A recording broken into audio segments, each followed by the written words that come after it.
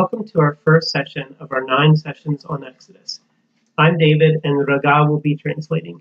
أهلا بكم لأول محاضرة من سلسلة المحاضرات التسعة اللي بتتكلم عن سفر الخروج. أنا ديفيد ورجاء هتكون بترجمة.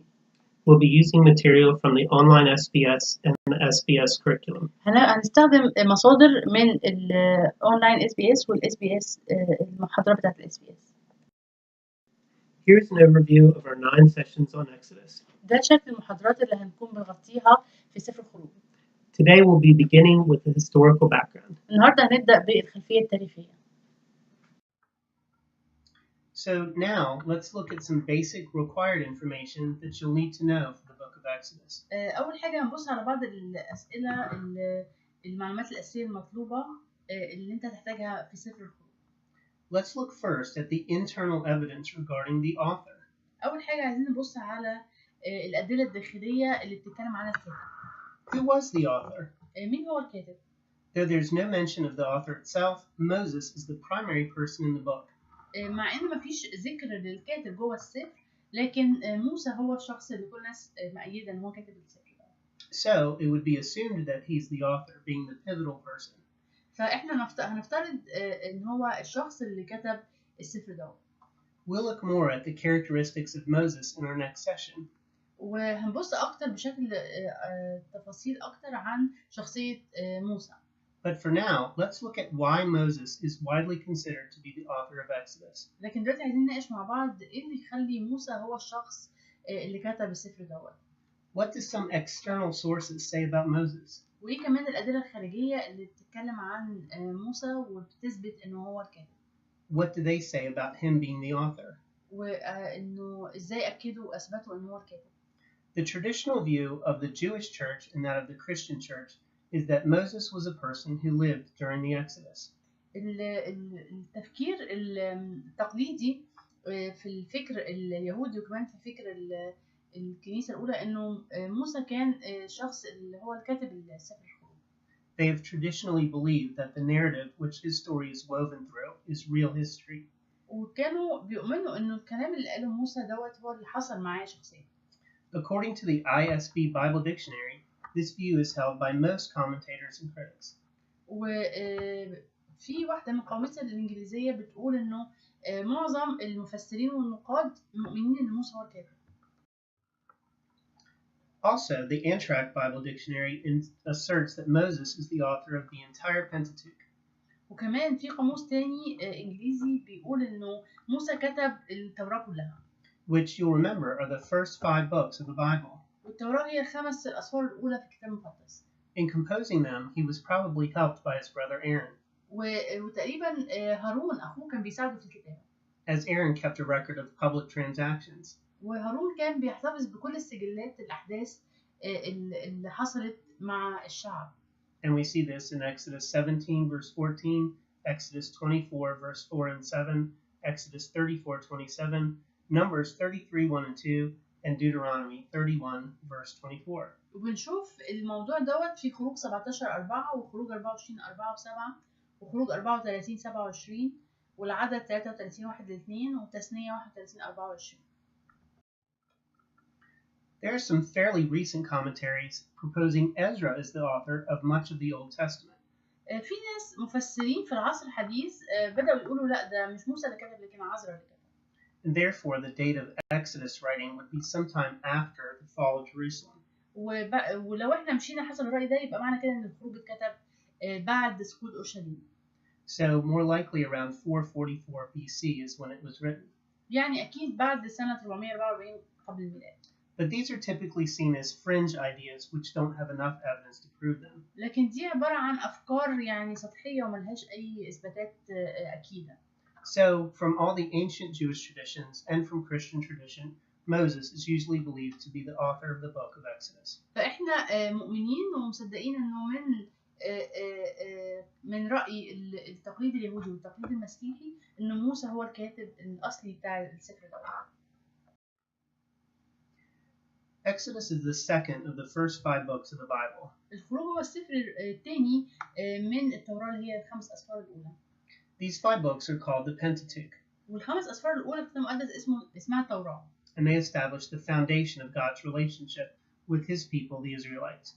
والأسفار ديت بتتكلم عن إزاي بداية العلاقة بين الله وبين شعبه اللي هو شعب إسرائيل. Exodus is from a Greek word meaning departure. الخروج هي كلمة Exodus هي كلمة يونانية معناها الرحيل. And the book of Exodus describes how God leads the Jews in their departure from a land of slavery into a land of promise. وهو بيتكلم عن ازاي الله قاد شعبه انه يرحل من ارض العبودية لارض الموعد. However, it is much more than that. لكن هي اكتر من كده بكتير. It's the story of how the Lord God Jehovah takes the people who had lived in Egypt for over 400 years. هي قصة عن شخصية الله اللي هو بيدعى يهوه اللي هو أخذ شعبه اللي هو كان بدأ معاه علاقة. Who knew almost nothing about him. وهما الشعب ده ما كانوش يعرفوا أي حاجة عنه. Not even his name. ما كانوش حتى عارفين اسمه. To make them his people. وهو كان قاصد يختارهم علشان يجعل منهم شعب خاص بيه. In the story of the Exodus into the wilderness, the Lord God, the great I am, revealed to them his character. وبنشوف في السفر الخروج الله يهوه أظهر لهم شخصيته وأظهر لهم نفسه. He showed them that they could trust him, that he would be their defender. وقال لهم إن هم يقدروا يثقوا فيه وإن هو يقدر يكون المحامي بتاعهم المدافع عنهم. God showed the people of Israel that he was different than the gods of the nations. وكمان الله أظهر لشعب إسرائيل إن هو إله مختلف عن آلهة الأمم التانية. That he is the creator of all things. وهو الخالق كل شيء. And by his mighty power he raises up and lays low. وإن هو بقوته العظيمة بيرفع وبيخفض. External sources say the book of Exodus was written so the children and grandchildren could get the story from the original hearers. معظم المفسرين بيقولوا إن سفر الخروج اتكتب علشان القصة بتاعت أو التاريخ بتاع شعب إسرائيل يكون معروف ويكون بيتنقل من جيل لجيل. These original hearers would be the first generation that left Egypt. والمجموعة اللي اتكتب ليها السفر دوت هما الأول جيل خرج من أرض مصر. They are the ones remembering the mighty works of God when they arrived in the promised land. وهما الناس اللي كانوا لسه فاكرين أعمال الله العظيمة ووعود الله وهم خارجين علشان يمتلكوا أرض الموعد. So it's a book of remembrance. فهو سفر للتذكرة. So, who was the original reader of the book of Exodus? فبالتالي مين هم القراء الأصليين لسفر الخروج؟ To whom was it written? اتكتب لمين؟ What does the internal evidence show us? وإيه هي الأدلة الداخلية اللي تبين الأمر ده؟ Well, from our internal information, it's assumed to be written to the people of Israel. من الأدلة الداخلية اللي عندنا بنشوف إنه اتكتب السفر دوت لشعب إسرائيل. Although there is no mention it is written directly to them. رغم إن هو ما اتكتبش بشكل واضح إنه هو اتكتب ما اتكتبش بشكل واضح إنه اتكتب ليهم. But from the first verse in Exodus 1:1 to the last verse in Exodus 40 verse 38. لكن أول آية في سفر الخروج وآخر آية في سفر الخروج. It is clear that the book of Exodus was written to the Israelites as a reminder of God's faithfulness. بنلاقي إن واضح جدا إنه السفر اتكتب للإسرائيليين علشان يذكرهم بإحسانات الله ومراحم الله. The first verse, Exodus 1:1 reads, خروج 1:1 بيقول كده. These are the names of the sons of Israel. وهذه أسماء بني إسرائيل. And the last verse reads, For the cloud of the Lord was on the tabernacle by day, and the fire was in the cloud by night, before the eyes of all the house of Israel at each stage of their journey. وخروج 40:38 بيقول لأن سحابة الرب كانت على المسكن نهارا وكانت فيها نار ليلا أمام عيون كل بيت إسرائيل في جميع رحلاتهم. When was the book of Exodus written? طب إمتى اتكتب سفر الخروج؟ It says in Judges chapter 11 verse 25 that the Israelites had been in Heshbon in the promised land for 300 years. اتذكر في سفر القضاء إصحاح 11 عدد 25 إنه شعب إسرائيل كانوا في أرض الموعد بقالهم 300 سنة. In Exodus 12 verses 40 and 41, it says Israel had been in Egypt for 430 years. وسفر الخروج 12:40-41 بيقول إنه شعب إسرائيل ظل في أرض مصر 430 سنة. And in Genesis 50 verse 22, it says Joseph lived in Egypt for 110 years. وفي سفر التكوين بيقول إن يوسف عاش في مصر لمدة 110 سنة. And he brought his father and all his family to live in Egypt. وإن هو جاب كل شعبه وأبوه علشان يعيشوا في مصر. Joseph lived in Egypt during the reign of one of the pharaohs of the Hyksos dynasty. والحقيقة إن يوسف عاش في مصر أثناء حكم أحد ملوك الهكسوس في مصر. All of these details point to Exodus being written around 1446 BC. ولو حطينا كل الأدلة ديت مع بعضيها، كل التواريخ دي مع بعضيها، هنكتشف إنه سفر الخروج تقريبا اتكتب سنة 1446 قبل الميلاد. There are also external sources that believe the Exodus was earlier. في كمان ناس بتقول إنه اتكتب في وقت مبكر. Somewhere around 1520 BC. سنة 1520 تقريبا قبل الميلاد. However, looking at the different dates of the pharaohs, many scholars lean towards the 1446 date. لكن لو بصينا على تسلسل الفراعنة وتاريخ ملكهم، هنعرف إن معظم المفسرين بيأيدوا الفكر بتاع إنه اتكتب سنة 1446 قبل الميلاد. Again, this is because of when the pharaohs came to rule. مرة تانية ده بيورينا يعني ده مثبت حسب تسلسل تاريخ الفراعنة. Others believe the Exodus occurred later. في ناس بتقول لا، سفر الخروج اتكتب في وقت متأخر. Somewhere around the 1200s or 1300s BC. ما بين القرن ال 13 لل 12 قبل الميلاد. But Merenptah, the ruler after Ramses II, writes in his own words that Israel was already in the land of Canaan during his reign. لكن عندنا هنا في مشكلة إنه ما نقدرش نمشي حسب الكلام ده، لأنه بنقول إن فرعون مرنبتاح سنة 1213 ل 1203 قبل الميلاد دوت قال إنه إسرائيل كانوا في كنعان خلال ملكه، وافتخر إنه هزمهم في معركة كبيرة. He details his conquest of the lands of Libya and Canaan. وقال إن هو هزمهم في بلد اسمها ليبيا في كنعان. His records mention that Israel was an already established nation in the land of Canaan by the time he became pharaoh. وكلامه بيأكد إن هم خلاص كانوا أصبحوا يعني وصلوا أرض الموعد وسكنوا فيها وأصبحوا أمة كبيرة وعظيمة، وكمان هو راح حاربهم. And he brags about defeating them in a great battle. وكان بيفتخر إن هو هزمهم. It's nearly impossible the Israelites would have left Egypt as slaves in 1290 to 1225 BC, wandered in the wilderness for 40 years, and entered Canaan. فبالتالي ده هيبقى مستحيل إن هو شعب إسرائيل يعني راح بسرعة ترك مصر وبقى أمة كبيرة وعظيمة في أرض كنعان في الوقت ده. Then becoming a people so established in the land, with a stable government and a powerful military, وإن هما أصبحوا يعني دولة قوية وعندهم حكومة وعندهم جيش, that by 1208 BC a great pharaoh would brag about defeating them. وبالتالي سنة 1213 ل 1203 واحد هيجي يقول إن هو هزمهم. Although those two other dates are sometimes claimed for the exodus of the Israelites into the wilderness, لكن في كمان عندنا تاريخين تاني بيوري امتى شعب إسرائيل كانوا في البرية. Many scholars lean towards 1446 BC. معظم الناس المفسرين بيأكدوا إن شعب إسرائيل خرجوا سنة 1446. Primarily because it says in 1 Kings 6 verse 1. وأحد الحاجات الواضحة كمان إنه في ملوك الأولى 6:1.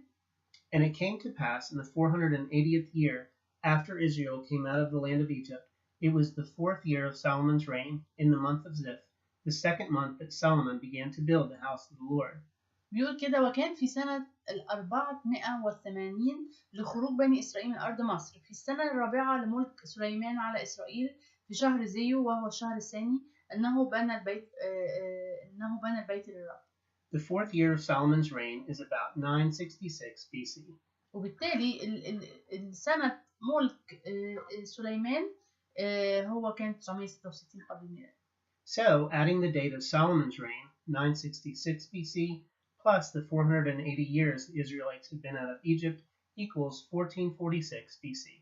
فلما نشوف إنه سليمان كان على الحكم سنة 966 ونضيف عليهم 480 سنة اللي هو بيقول في السنة 480 لخروج بني إسرائيل، معنى كده إن هم خرجوا سنة 1446. There was an interesting culture of the 1500s BC world. في القرن ال 15 قبل الميلاد كان في العالم يعني زي كان في حضارة شيقة في العالم. Three of the main civilizations were the Mycenae, China, and Hittites. كان في 3 حضارات كبار موجودين في الوقت دوت من الزمن، الحضارة الميسينية والصين والحسيين. The Mycenae would have been at the zenith of their civilization, الميسينية كانوا في ذروة حضارتهم. and they became the basis of Greek language and mythology. وهم كانوا الأساس بتاع اللغة اليونانية والأساطير اليونانية. And this is an anchor of much of Western culture today. وده زي الأساس بتاع معظم الحضارات الغربية النهاردة. In the 1500s in China, في القرن ال 15 قبل الميلاد, under the Shang dynasty, calligraphy was invented. في الصين تحت حكم أسرة شانغ بدأ يخترعوا فن الخط. And this is the basis for Chinese language today. وده الأساسات بتاعت اللغة الصينية النهاردة. Also at this time were the Hittites. وكمان الحسيين. They dominated Asia Minor and they were the first to master ironworking. كانوا بيهيمنوا على آسيا الصغرى وكانوا أول من اتقن أعمال الحديد. For the history of Egypt, there were 3 major periods. بالنسبة لتاريخ مصر كان في 3 مراحل أو 3 عصور كبار في التاريخ. The Old Kingdom from 2700 to 2200 BC. الدولة القديمة اللي هي بدأت من سنة 27 لسنة 22 قبل الميلاد. And the hallmark of the Old Kingdom was the building of the pyramids. وأهم حدث حصل في الوقت ده هو بناء الأهرامات. During the Middle Kingdom from 2000 to 1800 BC was expansion in Egypt. وبعد كده الدولة الوسطى اللي هي القرن 20 ل 18 قبل الميلاد هو كان عبارة عن التوسع في المملكة. Then came the New Kingdom, the height of Egyptian culture. وبعد كده جت الدولة الحديثة وهي كانت الذروة بتاعت الحضارة المصرية. And this occurred from 1600 to 1100 BC. وده كان من القرن 16 للقرن 11 قبل الميلاد. In the culture of 1500s BC Egypt, the grain industry was huge. في الحضارة المصرية في الفترة اللي هي 15 قبل القرن 15 قبل الميلاد كان في حضارة قوية جدا. Archaeology has shown us the status Egypt held in the early world. الناس اللي هم المنقبين عن الآثار بيورونا ازاي ان المصريين كانوا موجودين في العصور القديمة جدا. In fact, Egypt was known to provide grain for the entire world. والحقيقة ان مصر كانت معروفة بمخازن القمح وهي كانت مكان الأكل للعالم كله. Their farming was helped by the fertility of the area around the Nile. وده كان بسبب خصوبة المنطقة اللي بتحيط بالنيل. And that's why Abram and Joseph's family would have traveled there during famine. وعشان كده كانت عائلة إبراهيم وعائلة يوسف كانوا بيسافروا ويروحوا مصر في فترات المجاعة. In the 1500s BC in Egypt, there were 3 distinct regions. في القرن ال 15 قبل الميلاد في الحضارة المصرية كان في 3 مناطق واضحين. Because the Nile flows from south to north, علشان النيل كان بيجي من الجنوب للشمال. Upper Egypt is the southern and middle region. فبالتالي مصر العليا هي الجنوب والمنطقة الوسطى. And they had the symbol of a bent reed. وكان الرمز بتاعها قصبة ملوية. And you see there the 3 different passages of scripture. وبنشوف ده بوضوح في 3 آيات في الكتاب المقدس. Lower Egypt, because of the way the Nile flows, was the northern region. ومصر السفلى هي المكان اللي كان فيه النيل بينزل عليه، هي اللي كانت المنطقة الشمالية. And the symbol for Lower Egypt is the bee. واللي كانت الرمز بتاع مصر السفلى كان النحلة. Finally, there's Kush, which is also known as Nubia. وكمان كان جزء في مصر اسمه كوش وهو معروف اللي هو اسمه النوبة. And this is the very southernmost region. ودي المنطقة اللي بتقع في أقصى الجنوب. Of course, we have to discuss the Nile when talking about 1500s BC Egypt. كمان لما نتكلم عن القرن 15 قبل الميلاد لازم نتكلم عن النيل. The Nile has always been famous for its fertility due to yearly flooding. النيل كان معروف بالخصوبة بتاعته بسبب الفيضان السنوي. This begins in June and ends in September. اللي هو كان بيبدأ في يونيو وينتهي في سبتمبر. And it's tricky because if it's a flood too high, there's disaster. الحقيقة كان الأمر ساعات بيبقى صعب لأنه لما الفيضان يكون مرتفع جدا بتحصل كارثة. But if the Nile is too low, that leads to famine. ولو كان منخفض جدا ده بيؤدي إلى المجاعة. There's an abundance of fish and red soil in the Nile. وكمان كان في أسماك وفيرة وتربة حمراء في النيل. But many Egyptians would not eat the fish because it was considered sacred. لكن كان مصريين كتير ما كانوش بياكلوا السمك لأنه كان مقدس. And saw eating the fish as an abomination. وبينظروا لأكل السمك على إنه أمر محرم. The Nile is the longest river in the world at 4,000 miles. والنيل هو أطول نهر في العالم وهو طوله 4000 ميل. The Great Pyramids are a famous part of Egypt. كمان الأهرامات هي حاجة مشهورة قوي في مصر. They were built even before Abram came. والحقيقة كانت مبنية حتى قبل ما إبراهيم يجي يزور مصر. And travelers would journey from miles around to see them. وساعات كان المسافرين بيسافروا يعني أميال كتير عشان يشوفوا الأهرامات. The Great Pyramid of Giza is considered one of the 7 wonders of the ancient world. أهرامات الجيزة العظمى هي كانت أحد عجائب الدنيا السبع القديمة. And it's huge. The size of the pyramid's base averaged 755 feet. كمان مساحة قاعدة الهرم تقريبا حوالي 755 قدم. The original height of the pyramids was 481.4 feet. الطول الأصلي للأهرامات كان 481 قدم. And that's 147 meters. اللي هو 147 متر. It's the largest pyramid in the world. وهي بكده تبقى أكبر وأطول أهرامات في العالم. The pyramids were also tombs for the pharaohs. المقابر دي كانت عبارة عن مقابر. الأهرامات قصدي كانت مقابر للملوك. A pyramid's smooth angled sides symbolized the rays of the sun. جوانب الأهرامات الملساء ذات الزاوية بترمز إلى شعاع الشمس. And these smooth angles were designed to help the pharaoh's soul ascend to heaven and join the gods, particularly the sun god Ra. وصممت لتساعد روح الفرعون في الصعود إلى السماء والانضمام للآلهة وخاصة إله الشمس را. Egyptian society had a number of distinct features. المجتمع المصري كان فيه بعض المميزات أو بعض الأشكال الواضحة. Polygamy was practiced, marrying multiple partners. أول حاجة كان تعدد الزواج وإنه كانوا بيتجوزوا أكتر من زوجة. And women held place in society. They had positions of importance. وكمان الستات كانوا بيشغلوا مناصب. There was also great esteem for the arts, science, cities, and art. وكان فيه اهتمام كبير بالفنون والعلوم والمدن والتدين.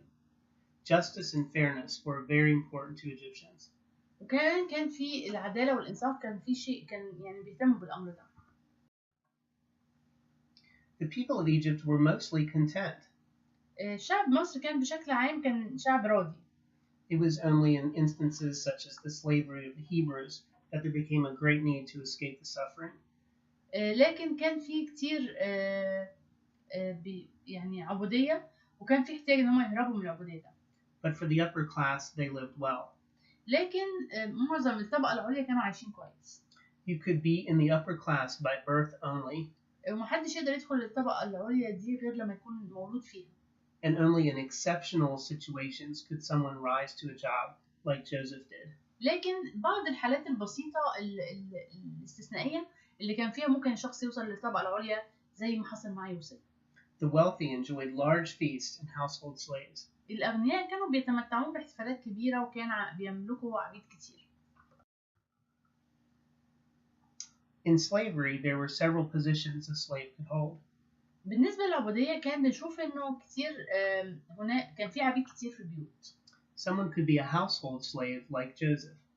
كان بعض العبيد بيبقوا موجودين في البيوت زي يوسف. A very difficult role was to be a gold and copper mine slave. وكان في عبيد بياخدوا أدوار صعبة زي الشغل في مناجم الذهب والنحاس. Extracting these resources from the mines. إن هم يخرجوا المصادر المعدنية دي من المناجم. Many slaves died doing this work. وكان في عبيد كتير بيموتوا خلال العمل ده. Finally, there were building slaves. وكمان كان في عبيد خاصين بالبناء. And the Israelites in the book of Exodus had this role. والإسرائيليين في سفر الخروج بنشوف إن هم كانوا بيشتغلوا في الموضوع ده. The Hyksos dynasty was very powerful in Egypt during the time right before the Hebrews went into slavery. فترة ملك الهكسوس كانت قوية قبل دخول شعب إسرائيل وسكنهم في أرض مصر.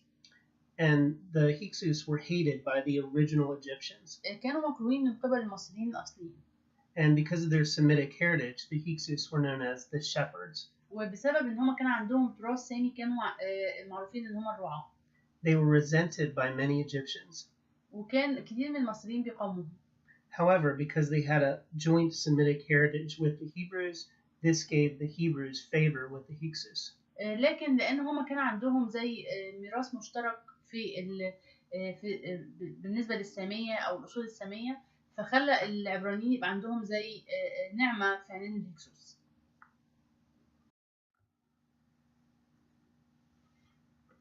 The Hyksos were considered wild invaders from Canaan. الهكسوس كانوا بيعتبروا محتلين قصاة جايين من كنعان.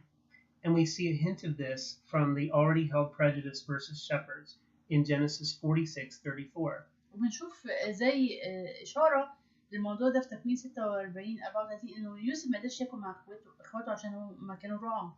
Joseph could not eat with his brothers by Egyptian custom, which listed eating with them as an abomination. لأنه العادات التقاليد المصرية كانت بتقول إنه لو حد كان مع الرعاة معناها إن هو بيعمل حاجة محرمة.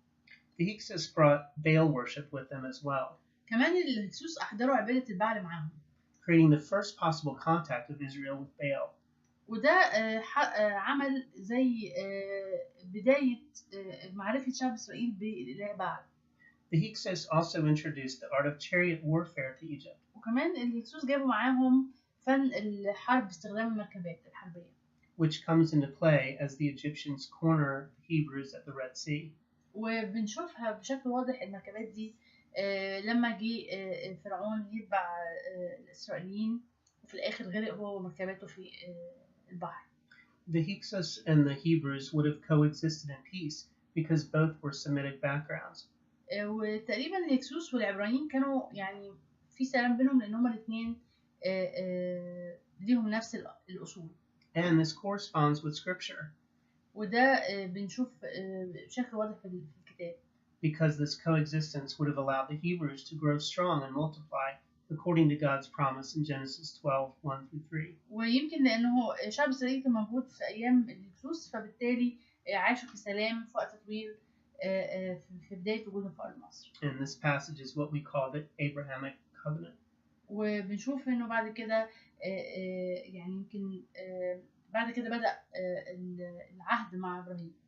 Interestingly, not a lot is known about the Hyksos dynasty.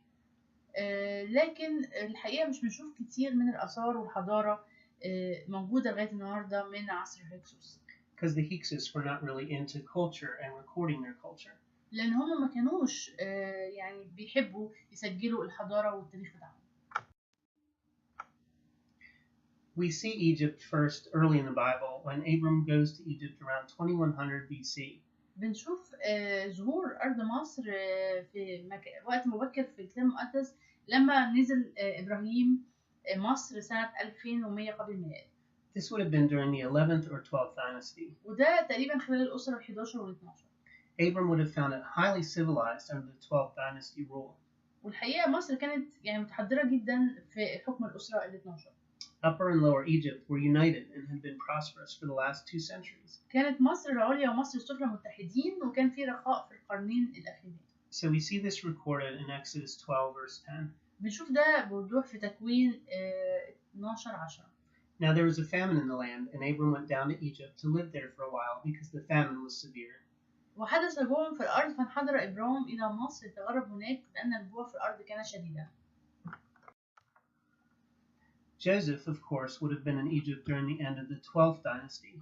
وبرضو يوسف كان تقريبا موجود في أرض مصر في نهاية الحكم الأسرة ال 12. And into the beginning of the 13th. وبداية الأسرة ال 13. When Egypt was known to be more monotheistic in nature. ووقتها مصر كانت تميل أكثر للتوحيد. Pharaoh Sosiris II would be the one whose dream he interpreted. وتقريبا الفرعون سيزوستريس أو سينوسر الثاني هو ده الشخص اللي تقريبا قابله يوسف وفسر له الأحلام. Joseph dies in 1806 BC, يوسف مات سنة 1806 قبل الميلاد. but the Hebrews have nearly 200 years of peace during the Hyksos. وتقريبا بعد كده زي ما احنا عارفين ان العبرانيين كانوا عايشين في سلام لمدة 200 سنة تحت حكم الهكسوس. Even where Joseph's family settled was considered a privileged place. والحقيقة يوسف وعيلته اللي هم شعب إسرائيل كانوا ساكنين في مكان كويس أثناء العصر ده. Goshen, where Joseph established his Israelite family, was actually near Avaris, Pi-Ramses, the Hyksos capital. والحقيقة أرض جاسان اللي هو يوسف اختارها للشعب ان هو يسكن كانت بالقرب من أفاريس أو بيرامسيس اللي هي كانت عاصمة الهكسوس. The people of Israel, the Jews, or the Hebrews as they're called in Exodus, who were they?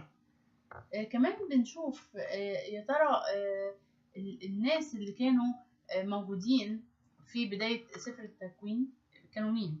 Well, in Exodus 49, Jacob, or Israel, has come with all his family to Egypt because of famine in the north. بنشوف انه في خروج 41 بنشوف انه يعقوب جه هو وعيلته لأرض مصر علشان كان في مجاعة. His son Joseph is the number 2 man in the land of Egypt. وكمان لأن ابنه يوسف أصبح الرجل الأهم رقم 2 أهم تاني واحد في المملكة.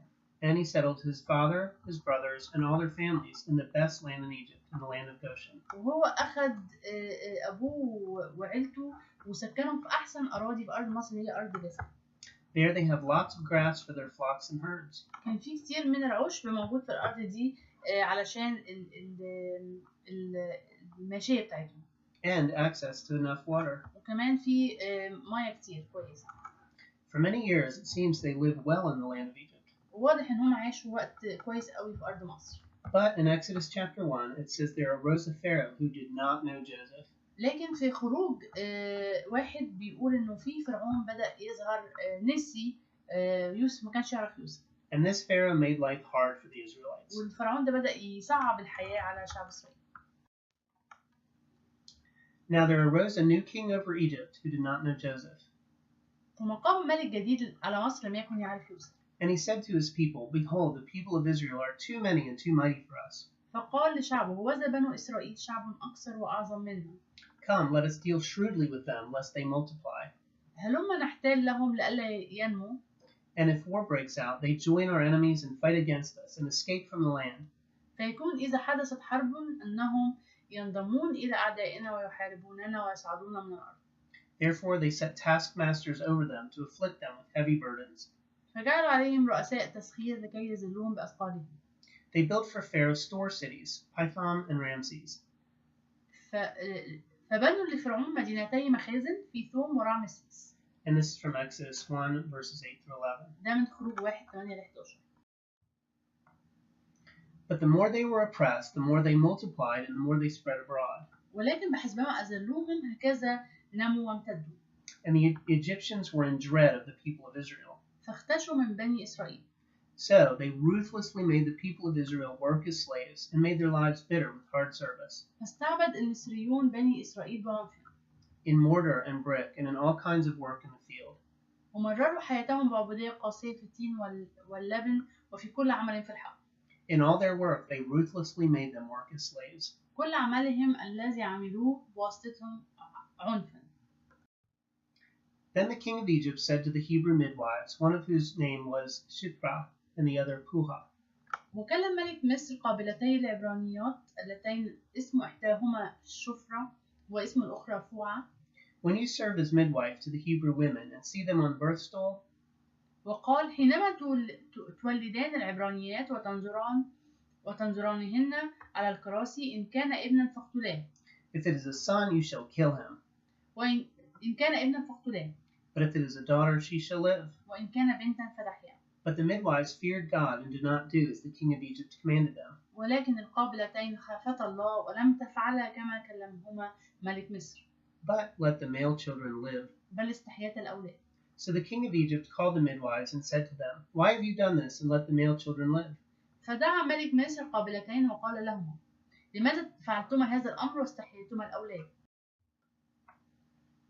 The midwife said to Pharaoh, because the Hebrew women are not like the Egyptian women, for they are vigorous and give birth before the midwife comes to them.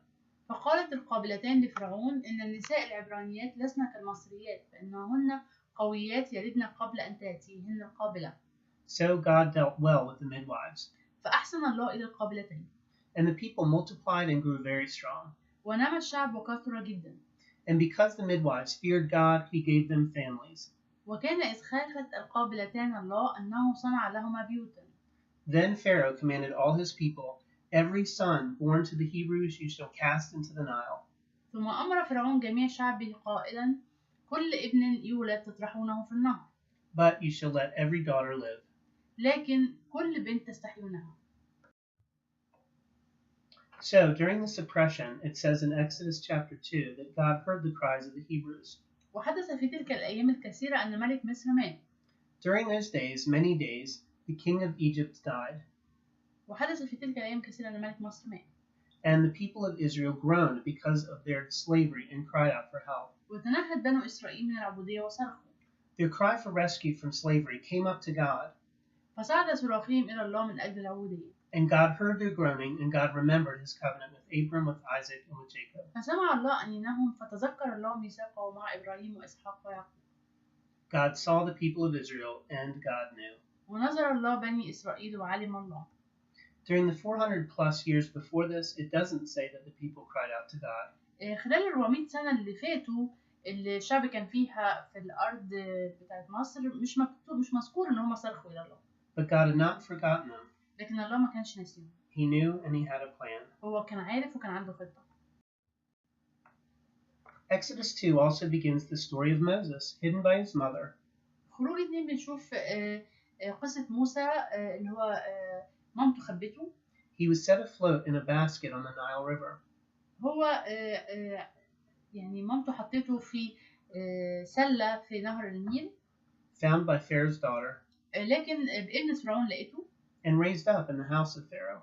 وربته في بيت فرعون. Possibly groomed to be the next ruler of Egypt. ويمكن كان المفروض ان هو يبقى الملك بتاع أرض مصر. Moses sees injustice done to the Hebrews and tries to take care of it in his own strength. لكن موسى شايف المعاناة بتاعة شعبه وبدأ يحاول ان هو يعمل حاجة بنفسه. This results in him murdering an Egyptian and getting sent to the wilderness. والحقيقة ده نتج عنه ان هو قتل واحد مصري وكمان اضطرد للبرية. While in the wilderness, Moses comes into contact with God, who appears to him in a burning bush. لكن هو في البرية ظهر له الله في عليقة اللي هي شجرة صغيرة مشتعلة. In Exodus 3 verses 13 and 14, Moses asked God what he should tell the Hebrews regarding God's name. في سفر الخروج 3 عدد 13 و 14 موسى سأل الله وقال له أقول إيه لشعب إسرائيل إيه هو اسمه. God tells him to tell them, I am that I am. الله قال له قل لهم أنا هو الذي أنا هو. Moses did not even know the name of God. حتى موسى ما كانش عارف اسم الله. The Israelites had gone so far from this relationship with God, they didn't even know his name. الحقيقة شعب إسرائيل بعد خالص عن علاقته مع الله لدرجة إن هم كمان ما كانوش عارفين اسمه. God gives them a name for himself that tells them he is from the beginning and to the end at the same time. هو اداهم اسم ليه بيدل وبيثبت إن هو إله موجود من البداية إلى النهاية. God's name from his own mouth is I am. اسم الله من فمه كان هو أنا هو. After this meeting with God, Moses returns to Egypt and takes his brother Aaron with him to see the Pharaoh. بعد مقابلة موسى مع الله أخذ موسى هارون أخوه وراح علشان يقابله فرعون. This is a different Pharaoh than the one who banished Moses. وتقريبا ده كان فرعون مختلف عن الشخص اللي طرد موسى من أرض مصر. Tutmosis III has died, and his son Amenhotep II has become Pharaoh. رمسيس الثالث مات وأصبح الفرعون أمنحوتب هو الملك. Moses and Aaron ask Amenhotep II to let the Hebrews go. فموسى وفرعون طلبوا أمنحوتب الثاني إن هو يترك الشعب يخرج. They are refused. لكن هو رفض. Finally, after 10 plagues brought by God to the Egyptians, Pharaoh lets all the Hebrews leave to the land of Egypt. لكن بعد ضربات 10 حطهم الله على أرض مصر والضربة ال10 كانت هي موت الأبكار بدأ فرعون قلبه يلين ويخرج الشعب. The final plague involves the death of the firstborn males throughout Egypt. الضربة الأخيرة كانت موت البكر في كل أرض مصر. Egyptian records confirm the firstborn son of Amenhotep II died before taking the throne. وكمان مكتوب كده في السجلات المصرية إنه ابن أمنحتب الثاني اللي هو ابنه البكر مات قبل ما يتولى العرش. This historically correlates well with the plagues of the death of Egypt's firstborn sons. والحدث التاريخي دوت مناسب مع اللي اتقال في قصة سفر الخروج. And we see this in Exodus 12 verse 29. وبنشوف ده في خروج 12:29. Later, according to Exodus 12 verses 37 to 38, كمان بنشوف في خروج 12:37 ل 38. As they leave for Egypt, it says the Israelites numbered about 600,000 men on foot. بيقول كده إنه فارتحل بنو إسرائيل من رمسيس إلى سقوط نحو 600,000 ماش من الرجال عدا الأولاد. This is besides women and children, plus many non-Israelites and livestock. يعني 600,000 شخص ده غير الأولاد والنساء والرجالة اللي عمرهم تقريبا كبير. Numbers chapter 1 verse 46 gives a more precise total of 603,550 men aged 20 and up. الحقيقة في سفر العدد بنلاقي في سجل أقوى للعدد بتاع الناس اللي خرجوا كان اللي هم سنهم من 20 سنة فيما فوق كانوا 603,550 رجل. Exodus chapter 14 gives the account of one of the most amazing miracles in the Bible. خروج 14 كله بيورينا واحدة من أعظم المعجزات اللي حصلت في الكتاب المقدس. Shortly after the Hebrews leave, the Pharaoh changes his mind. بعد ما العبرانيين خرجوا فرعون بدأ يغير رأيه. He pursues the Israelites, taking 600 chosen chariots. وجري يعني قرر إن هو يجري وراهم وخد معاه 600 مركبة. And all the other chariots of Egypt with officers over all of them. وخد كمان مركبات تانية عليها فرسان وجيوش. Verse 9 tells us that the Egyptians pursued them, all Pharaoh's horses and chariots and his horsemen and his army. فسعى المصريون وراءهم وأدركوهم جميع خيل مركبات فرعون وفرسانه وجيشه. And he overtook them and camped at the sea. وهم نازلون عند البحر. He traps them against the Red Sea, where it appears the Israelites are doomed. والحقيقة إن هو يعني زي حبسهم عند البحر وكان المنظر كأنه شعب إسرائيل يعني خلاص مفيش أي مفر هيموتوا. As the Israelites begin to panic and turn against Moses, Moses reminds them to trust God. وبدأ الشعب إسرائيل يكون بيترعب ويخاف ويبدأ يتكلم أو يعني يغضب على موسى. بدأ موسى يقول لهم اهدوا وبدأ يشجعهم. Then God tells Moses what to do. بعد كده الرب قال لموسى يعمل إيه. The Lord said to Moses, "Tell the people of Israel to go forward." فقال الرب لموسى ما لك تصرخ إلي كل بني إسرائيل أن يرحموا. Lift up your staff and stretch out your hand over the sea and divide it. وارفع أنت عصاك ومد يدك على البحر وشقه. That the people of Israel may go through the sea on dry ground. فيدخل بنو إسرائيل في وسط البحر على اليابسة. And I will harden the hearts of the Egyptians, so they will go in after them. وها أنا أشدد قلوب المصريين حتى يدخلوا وراءهم. And I will get glory over Pharaoh and all his host, his chariots and his horsemen. فأتمجد بفرعون وكل جيشه بمركباته وفرسانه.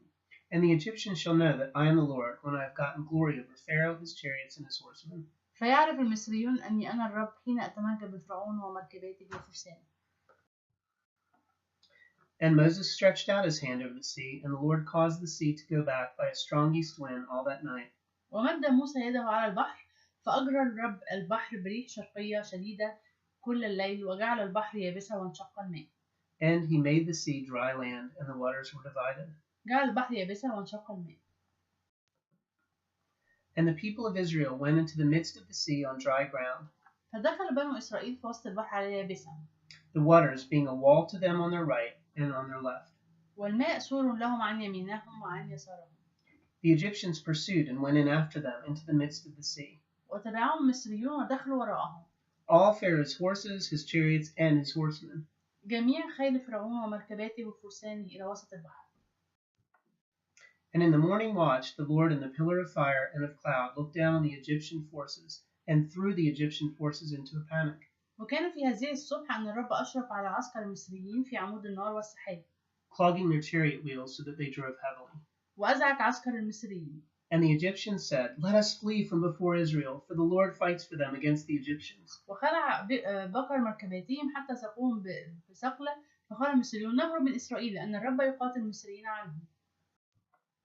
And the waters returned and covered the chariots and the horsemen and all the host of Pharaoh that came into the sea after them. فرجع الماء وغطى مركبات وفرسان جميع جيش فرعون الذي دخل وراءهم في البحر. There remained not so much as one of them. لم يبقى منهم ولا واحد. But the Israelites went through the sea on dry ground, وأما بنو إسرائيل فمشوا على اليابسة في وسط البحر. with a wall of water on their right hand and on their left. والماء سور لهم عن يمينهم وعن يسارهم. That day the Lord saved Israel from the hands of the Egyptians. فخلص الرب في ذلك اليوم إسرائيل من يد المصريين. And Israel saw the Egyptians lying dead on the shore. ونظر إسرائيل المصريين أمواتا على شاطئ البحر. And when the Israelites saw the mighty hand of the Lord displayed against the Egyptians, وراء إسرائيل الفعل العظيم الذي صنعه الرب المصريين. the people feared the Lord and put their trust in him and in Moses his servant. فخاف الشعب الرب وأمانوا بالرب وبعبده موسى. The rest of the book explores the Israelites' journey in the wilderness to get to the promised land. الباقية السفر بيتكلم عن الرحلة في البرية.